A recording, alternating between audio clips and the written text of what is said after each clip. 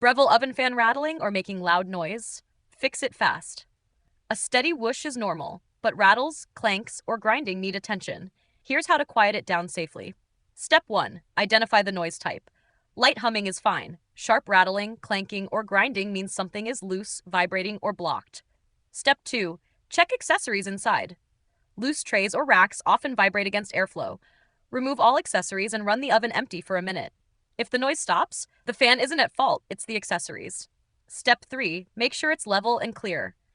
If the oven is twisted on the counter or pushed into a corner, vibration gets worse. Adjust the feet so it sits level and leave about 4 inches on the sides and 6 inches above so the fan isn't fighting blocked airflow. Step 4. Clean safely. With the oven unplugged and cool, pull the crumb tray and wipe the interior. Clear debris from the vent slots only. Don't touch or scrub the quartz heating elements or the fan blades.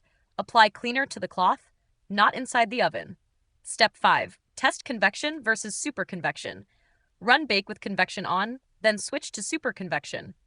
If the rattle only appears on superconvection, it's airflow against a loose or warped pan or a lightweight liner. Remove the suspect piece and retest. Step 6.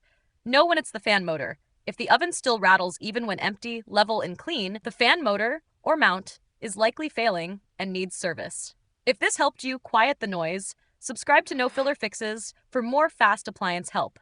And if you need a lint-free microfiber cloth set, I've linked the one I use below. Perfect for safe cleaning around seals and vent slots. Thanks for watching, and cook without the racket.